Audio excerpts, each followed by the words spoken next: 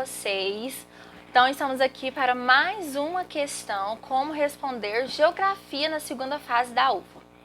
Bom, vocês podem observar aqui o meu boletim e a minha melhor nota em geografia foi na questão 3, eu consegui fechar essa questão, e a minha pior nota foi na questão 4, em que eu tirei metade, lembrando que as questões valem 20 pontos.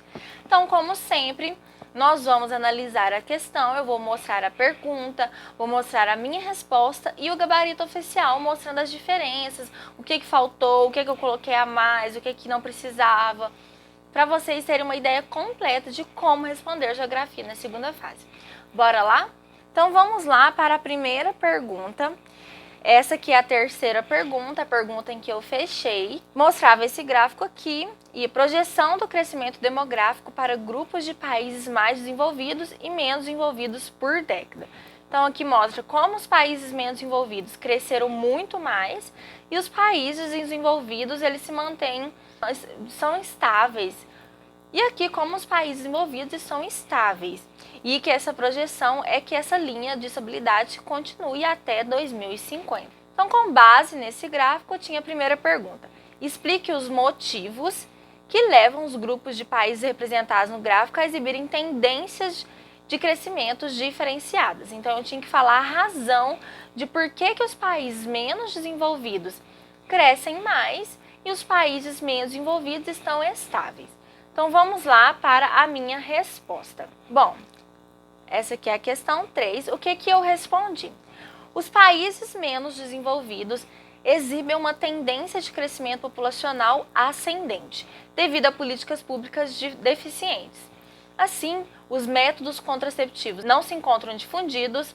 Além disso, nota-se que há uma menor inserção da mulher no mercado de trabalho. Dessa forma, planejamento familiar não é frequente no contexto delas. Em contrapartida, os países mais envolvidos apresentam cenários opostos, em que os métodos contraceptivos fazem parte da realidade dos cidadãos, tanto homens quanto mulheres. Ademais, há uma maior inserção da mulher no mercado de trabalho, fazendo com que elas adiem o projeto de ter filhos, além da diminuição da quantidade de filhos que elas têm, de forma a priorizar o trabalho. Isso faz com que haja uma estabilidade no crescimento populacional. Então, que a base da minha resposta foi basicamente métodos contraceptivos, inserção da mulher no mercado de trabalho e planejamento familiar. Eu não começo direto, eu explico o que está evidente no gráfico, apesar de estar evidente no gráfico que os países menos desenvolvidos têm uma ascensão no crescimento populacional, eu reforço isso, porque ele fala para eu explicar o método, para eu explicar a diferença. Então, os países menos desenvolvidos exibem uma tendência ascendente de crescimento populacional. E como eu disse aqui, o meu foco foram 3 respostas. E percebam que, em similaridade com o que acontece em história, na prova eu disse isso para vocês no vídeo de história. Em todas as questões de humanas, vocês vão como se desenvolvesse uma redação. Então perceba que aqui eu coloco em contrapartida, que é uma conjunção, ademais, dessa forma. Porque todo o meu texto, ele é como se fosse mesmo uma redação. Eu preciso explicar para o meu corretor. Eu preciso mostrar argumentos. É como a uma redação. Então, vamos observar agora qual foi o gabarito oficial. Então, aqui o gabarito me mostra o quê? O que está em azul é o que eu respondo em similaridade. E o que está em vermelho é o que a minha resposta não apresenta. As diferenças nas tendências de crescimento são relacionadas principalmente aos diferentes níveis de desenvolvimento socioeconômico desses dois grupos de países. No grupo mais desenvolvido, o maior conhecimento e o uso de práticas anticonceptivas, os melhores níveis de educação, a maior presença da mulher no mercado de trabalho, o retardamento dos matrimônios, o alto custo de criação dos filhos, o planejamento familiar, a urbanização, entre outros, implicou a diminuição gradativa da taxa de fecundidade ao longo do tempo, reduzindo o crescimento demográfico. Nos países menos desenvolvidos, a menor renda familiar, os baixos níveis de escolaridade, somado às dificuldades de acesso aos serviços de saúde, dificultam o planejamento familiar, contribuindo para a manutenção de elevadas taxas de fecundidade e um consequente crescimento demográfico. Então perceba que urbanização eu também não citei. Percebam que apesar da minha resposta não contemplar muitos dos critérios que estão aqui, muitos dos elementos que eles colocam aqui como essenciais na resposta, eu consegui o total, eu tirei 10 pontos nessa resposta. Porque eu também usei palavras-chave. Em história, em geografia, em filosofia e em sociologia, vocês precisam buscar essas palavras-chave. Quando a gente fala de crescimento populacional, planejamento familiar, métodos contraceptíveis e aqui taxa de fecundidade são palavras-chave.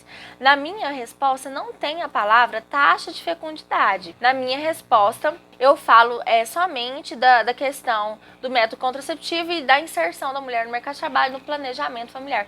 Mas eu coloco essas palavras-chave como planejamento familiar. Então, vocês precisam identificar o que é essencial na resposta de cada contexto, naquela temática. O que é essencial nessa temática. Eu não falei sobre níveis de educação, não falei do retardamento dos matrimônios, não falei de urbanização, de níveis de escolaridade, de renda familiar e nem de acesso à saúde. Mas eu foquei em todo o restante. E mesmo assim a UFO considerou. Porque está certo tudo isso que eu coloquei. E também eu não precisava colocar todos, porque também não é só isso aqui, tem mais elementos. Não tinha como inserir todos. Então percebam que se você escreve de uma forma coesa e coerente, se você insere as palavras-chave, a UFO vai considerar a sua resposta. Então vocês sempre precisam procurar por palavras-chave para determinados assuntos. E aqui as palavras-chave eram planejamento familiar, por exemplo, na inserção da mulher no mercado de trabalho, método contraceptivo e taxa de fecundidade eram palavras-chave, conceitos-chave que precisavam aparecer na resposta de vocês. E vejam também que a diferença entre o país desenvolvido e o subdesenvolvido é um ao contrário do outro. Tanto que foi isso que eu fiz na resposta e é isso que a UFO também colocou na resposta. Percebam que o que está aqui como o porquê, a razão desse crescimento, dessa taxa para os países desenvolvidos, ele coloca como oposto nos países subdesenvolvidos. E a única coisa que ele acrescenta aqui é a dificuldade de acesso a serviços de saúde. E aqui também eu faço isso. Eu falo que aqui nos países menos desenvolvidos não tem métodos contraceptivos, não tem planejamento familiar. E aqui eu já falo o contrário, que aqui tem métodos contraceptíveis, tem uma maior inserção da mulher. Então, assim, é basicamente os mesmos pontos, só que eu mostro a visão contrária deles para as diferentes situações. Então, o que me garantiu pontuação aqui foi ser um texto bem escrito, coeso, coerente e contemplando algumas das palavras-chave que essa temática envolve. E aí a segunda pergunta era: exponha 2 consequências futuras que podem ocorrer nos grupos de países mais desenvolvidos e 2 nos grupos de países menos desenvolvidos com a manutenção dessas tendências. Então, o que vai acontecer se os países desenvolvidos continuarem sem uma taxa de crescimento populacional evidente e expressiva, e o que vai acontecer com os países menos desenvolvidos se eles continuarem com esse crescimento exponencial? Então, na minha resposta, repetindo o enunciado como sempre, uma consequência futura que pode ocorrer nos grupos de países mais desenvolvidos devido a essa tendência, tudo isso aqui estava presente no enunciado, eu só repeti, é a diminuição da oferta de mão de obra, visto que geralmente a população economicamente ativa de um país é composta por jovens e adultos, setor esse que diminui gradativamente caso não haja crescimento populacional. Então aqui, a minha resposta, a primeiro tópico que eu levantei foi diminuição da oferta de mão de obra. Tudo que tem aqui depois é uma explicação. Veja que apesar da UFO colocar exponha, que é semelhante a cite, eu explico o porquê que vai acontecer diminuição da oferta da mão de obra. Então é bem similar também ao que acontece em história. Só que aqui a gente precisa dar menos detalhamento. Em história você precisava detalhar e falar tudo que você sabia. Aqui não, aqui é um pouco mais objetivo, mas você ainda vai explicar. O outro ponto, além disso, como uma redação, os elementos coesivos. Além disso, haverá um rombo no setor previdencial social. visto que se são maioria. Assim, não haverá um saldo na arrecadação do país, visto que cada vez mais pessoas são sustentadas pelo governo, enquanto menos contribui com a balança. Então aqui eu citei as duas consequências para os países mais desenvolvidos: a diminuição da oferta de mão de obra e o rombo no setor previdenciário. Já uma consequência que pode ocorrer com os países menos desenvolvidos, ou seja, eu coloco um elemento coesível, eu só não coloco para os menos desenvolvidos. Não, é como se fosse uma redação. É um gasto excessivo com escolas e a área de saúde, determinados para crianças e jovens. Isso pode prejudicar a economia do país. Além disso, outra consequência é que futuramente haverá uma enorme massa de trabalhadores economicamente ativa, o que pode contribuir para que haja maior arrecadação por parte do Estado. Perceba que aqui eu coloco uma consequência negativa e uma consequência positiva. A consequência negativa é o maior gasto público com escolas e saúde. E uma consequência positiva é que eu vou ter mais mão de obra no futuro. A UFO não falou que era para necessariamente ser uma consequências negativas. Ela falou duas consequências. Você poderia falar de consequências positivas e negativas, e foi isso que eu fiz. Então eu citei e expliquei as duas consequências para os dois países. Para os países menos desenvolvidos, eu coloquei gastos públicos com saúde e educação e mais mão de obra. Para os países mais desenvolvidos, diminuição da oferta de mão de obra e o rombo no setor previdenciário. Vamos observar o gabarito da UFO. Para países desenvolvidos, 2 pontos. Dificuldade de manutenção do sistema previdenciário, eu coloquei isso, e aumento nos gastos com saúde, redução da oferta de mão de obra e consequente aumento no seu custo. Eu não coloco aumento nos gastos com saúde, isso aqui não está presente na minha redação, mas veja que era para você colocar apenas duas consequências. E aqui a UFO te dá opções, possibilidade de respostas. E aqui redução da mão de obra. E eu coloco isso, ó, diminuição da oferta da mão de obra e rombo no setor previdenciário. E aqui, para os países menos desenvolvidos, aumento nos custos dos investimentos públicos como saúde, educação e programas sociais e falta de postos de trabalho e achatamento salarial. Aqui, essas duas, eu não coloquei isso aqui. Eu coloquei dessa resposta proposta, eu coloquei apenas aumento do custo do investimento em saúde pública.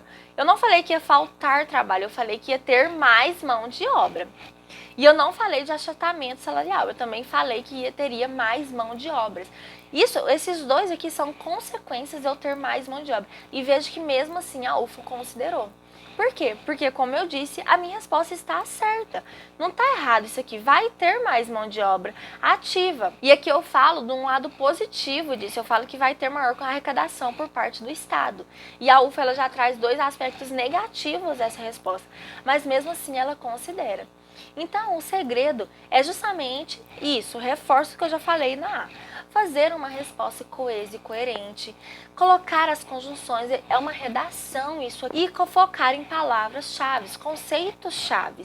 Então, falar da previdência social, quando a gente fala de crescimento populacional, é essencial isso, é essencial ter essa visão, ter esse aspecto.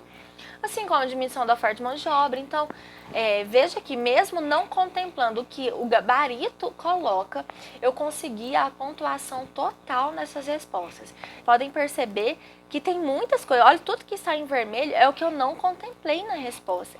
E mesmo assim eu tirei total. Então, geografia é uma prova mais tranquila, é uma prova mais fácil. Eles costumam aceitar bem o que você coloca. Basta estar correto e bem explicado. Tem que estar exposto realmente às relações de causa e consequência para como você chegou naquela resposta. E focar nos conceitos e nas palavras-chave, assim como em história. Já a questão 4, vocês vão ver que a minha resposta realmente está muito incompleta, muito incompleta. E aí a UFO realmente não considerou tudo. Eu tirei 10 de 20. Eu creio que a UFO tenha considerado, porque aqui, ó, vale 10 pontos cada questão também. Mesmo na questão, a alternativa A e a alternativa B, cada um vale 10 pontos. Eu acho que a UFO considerou 5 pontos em cada uma das minhas respostas. Veja, desmatamento agravou crise de água em São Paulo. Depois de atingir o menor nível de água já registrado, a população vai em busca das últimas gotas. Especialistas defendem que o desmatamento nas bacias hidrográficas e as ocupações irregulares contribuem para diminuir a quantidade e a qualidade das águas, tanto superficiais quanto subterrâneas, tendendo a aumentar as enchentes e os alagamentos nas cidades. Além disso, é sabido que as crises no abastecimento de água não se devem apenas ao calor e ao baixo índice de chuvas. Isso aqui que eu destaquei de amarelo são os conceitos principais desse texto, as informações principais desse texto. Sempre que vocês lerem um texto, grifem as informações principais, porque essas informações também vão guiar as respostas de vocês. Essas informações principais é o foco que aquela questão dá. E da mesma forma, grife também o comando. Grife o que realmente vocês precisam fazer. Aqui o comando explica a relação existente entre o desmatamento e a diminuição da quantidade e da qualidade de águas. Então eu precisava fazer basicamente 3 coisas: relação entre o desmatamento e a diminuição da qualidade, e a relação entre o desmatamento e a diminuição da quantidade de água. Eu precisava fazer essas 2 coisas. Então eu destaquei bem, porque para minha resposta ter tudo isso. Tirei 10. A vegetação é essencial para que ocorra a chuva devido ao processo de evapotranspiração, em que a quantidade de vapor na atmosfera torna-se crescente, favorecendo a condensação e a precipitação. Essa chuva é imprescindível para o ciclo da água, ao abastecer os leitos dos rios e permitir a renovação da água, melhorando sua qualidade. Além disso, o solo coberto por vegetações favorece a infiltração, o que é essencial para aumentar a quantidade de águas subterrâneas, as quais também poderão escorrer para os rios. Então aqui o meu foco foi a evapotranspiração, focando na parte do ciclo da água, e a cobertura da vegetação, favorecendo a infiltração. Mas perceba como esse final que nem faz sentido da minha resposta, que também poderão escorrer para os rios. Gente, a água vai infiltrar, como que ela vai escorrer para o rio? Pois é, minha gente. E eu passei, então se eu passei, vocês também vão passar, minha gente.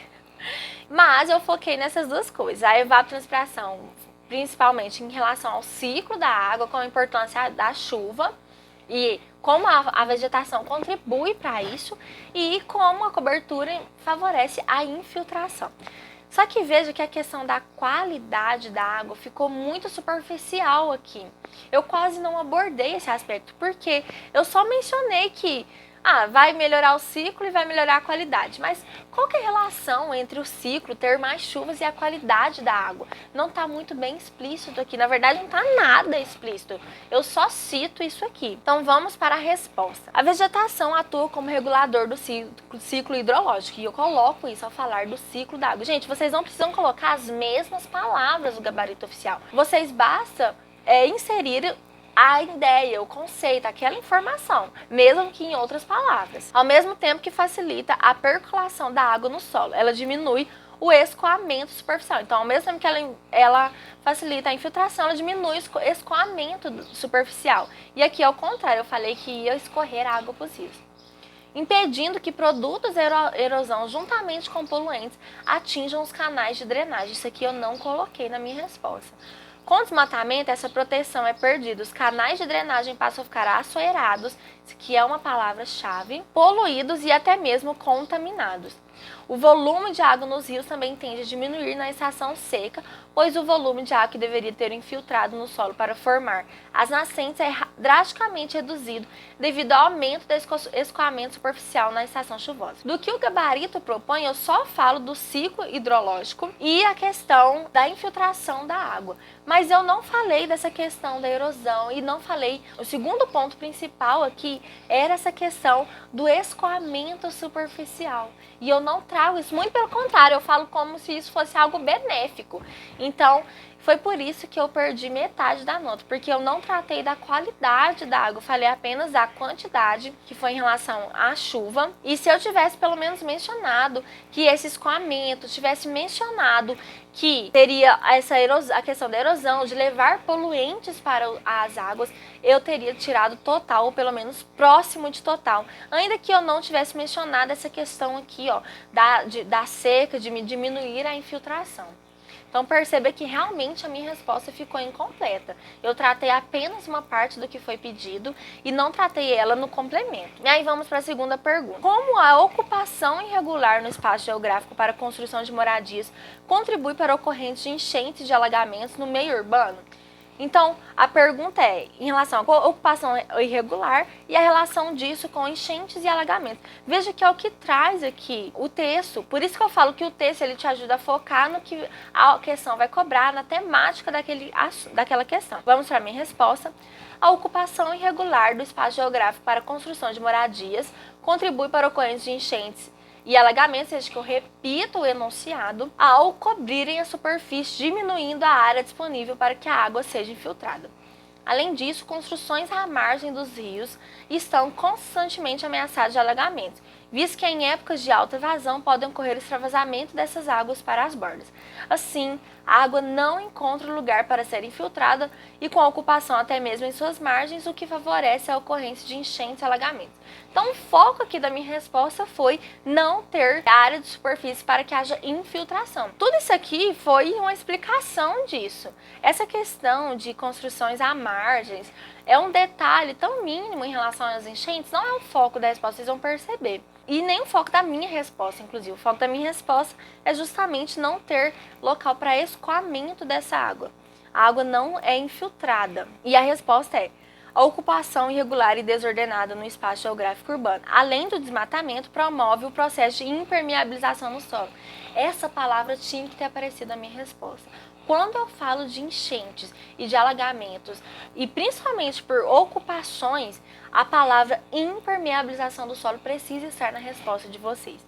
Com a pavimentação, outra palavra-chave, das ruas, e a cimentação, também uma palavra-chave, de quintais e de calçadas, a maior parte da água que deveria infiltrar no solo escorre na superfície, provocando o aumento das enxurradas e a elevação dos rios. Nessas áreas também é comum encontrar o sistema de drenagem pluvial deficiente e lixo acomodado em local inadequado que entope os canais de drenagem, contribuindo ainda mais para as enchentes e para os alagamentos do meio urbano. Então, eu cito aqui, eu menciono de forma geral o que a UFO espera, porque ao falar que eu não vou ter área para infiltração e ao falar que eu vou ter extravasamento dessas águas, eu estou querendo dizer a respeito da impermeabilização do solo e eu também estou falando aqui da elevação dos rios. Mas perceba que é muito superficial a minha resposta. Eu não falo como essa impermeabilização é provocada, o que provoca essa impermeabilização. É a pavimentação e a cimentação. E eu também não deixo claro essa questão que a água vai escorrer e isso que vai elevar os níveis. Eu só menciono que vai, em épocas de alta vazão, eu não menciono que é por conta do escoamento dessa água para os rios que aumenta essa vazão. E aqui eu também não falei nada disso, dessa questão de drenagem e da questão do lixo acumulado. Então, dificilmente alguém lembrou de drenagem pluvial deficiente, mas a questão do lixo era algo que todos nós temos conhecimento, que realmente é um problema. Aqui em Uberlândia mesmo, isso é um problema. A drenagem pluvial aqui em Uberlândia é um problema. Quem mora aqui sabe como que fica Rondon Pacheco em época de chuva, e isso está relacionado com drenagem pluvial. E também está relacionado com acúmulo de lixos. Todo mundo sabe o problema que dá por conta dos bueiros entupidos pela quantidade de lixo.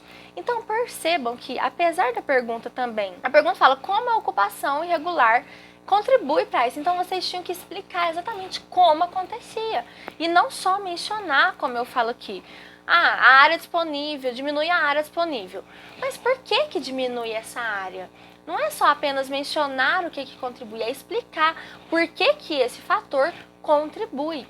Então, percebam que é similar ao que a prova de história cobra. Como eu disse, é mais tranquilo, não tem que aprofundar tanto, especificar tanto, pensar tanto em relações a contextos, mas você precisa detalhar as relações de causa e consequência. Então eu precisava ter explicado muito bem, sim, o porquê que não vai ter infiltração, quais os fatores e elementos que vão contribuir para que não haja essa infiltração. Por que vai ter extravasamento dessa água?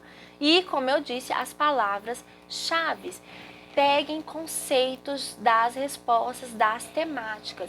Sempre lembrem de inserir palavras-chave e conceitos nas respostas de humanas de vocês. Então, gente, de forma geral, é isso. A geografia é uma prova mais tranquila. As perguntas são tranquilas, é bem mesmo que a gente vê nos cursinhos. E a prova de geografia da UFO, ela é muito atual. Sempre tem uma questão também de geopolítica. Assim, agora como são duas questões apenas, fica mais restrita as temáticas a serem abordadas. Mas uma questão de meio ambiente com certeza aparece. Que seja cerrado, vocês precisam dominar o cerrado, porque a UFA adora isso. Questões de problemas urbanos, questões de população, questões de geopolítica, conflitos, a UFO gosta muito disso. Então, vocês vão inserir palavras-chave. Às vezes, você nem precisa explicar, só de você inserir a palavra-chave você já garante uma boa pontuação. Uma pontuação total é se você explica aquela palavra-chave, explica a relação daquele conceito com a resposta com o que foi pedido. Mas se você só de você citar aqueles conceitos, você já garante uma boa pontuação.